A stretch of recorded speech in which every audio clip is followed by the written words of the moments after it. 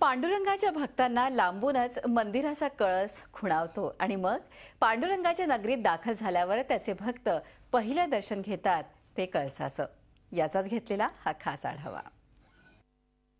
सुंदर ते ध्यान उभे विटेवरी करकटावरी ठेवणिया तुळशी हार गळा काशे पितांबर अवडे निरंतर हेची ध्यान।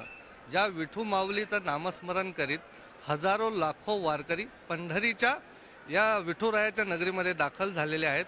त्याच विठुरायाचं कळसाचं दर्शन आपण घेऊया की हा विठ्ठलाचं जे मंदिर आहे तिथला हा कळस दर्शन आहे की जो हा कळस प्रत्येक वारकऱ्याला खरं तर पंढरीच्या वेशीपूर्वी पंढरीच्या अलीकडे जी काही टप्पा वगैरे गावं लागतात तिथूनच हा कळस वारकऱ्यांना खुणावत असतो आणि म्हणूनच या कळसाचं दर्शन घेणं हेही एक खूप मोठा खूप मोठं एक भाग्याचं लक्षण समजलं जातं। आणि याच बाजूला रुक्मिणी मातेचं मंदिर आहे, जसं की विठुरायाचं मंदिर आहे तसंच रुक्मिणी मातेचं मंदिर आहे आणि हा रुक्मिणी मातेचं हा कळस आहे। याच कळसाचं रुक्मिणीची पूजा विठ्ठलाची पूजा झाल्यानंतर रुक्मिणी मातेची पूजा होते आणि या रुक्मिणी मातेच्या मंदिरातील रुक्मिणी मातेचं दर्शन घेण्यासाठी वारकरी जे आहेत सुचलेले असतात। दोन्हीही विठुरायाचं दर्शन असेल रुक्मिणी मातेचं दर्शन असेल, आपण जर का पंढरी नगरीमध्ये आता हे चित्र जर बघितलं की वारकऱ्यांची मांदियाळी संपूर्ण वैष्णवांची मांदियाळी म्हणजे काय असते, पंढरीला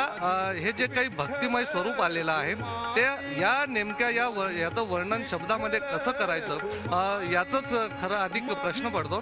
मात्र चोहो बाजूनी हा भक्तिमय मेळा पंढरपूरमध्ये आपल्याला भरलेला दिसतो आहे आणि आषाढी आहे की ज्या वर्षभरामध्ये प्रत्येक वारकरी प्रत्येक भाविक हा आषाढीसाठी पंढरपूरमध्ये जाऊन विठुरायाचं दर्शन घेण्यासाठी आसुसलेला असतो आणि तेच सगळं चित्र आज आषाढी एकादशीच्या निमित्ताने प्रत्येक वारकरी मनामध्ये हीच प्रतिमा ठेवून विठुरायाला साकडं घालण्यासाठी विठुरायाचं एकदा का होईना अगदी मनापासून त्याचं दर्शन घेण्यासाठी या पंढरी नगरीमध्ये दाखल झालेला आहे। व्हिडिओ जर्नलिस्ट संदेश बायकरसह Prashant Naspure, Zee media, Pandharpur. Zee 24 तास रहा एक पाऊल पुढे।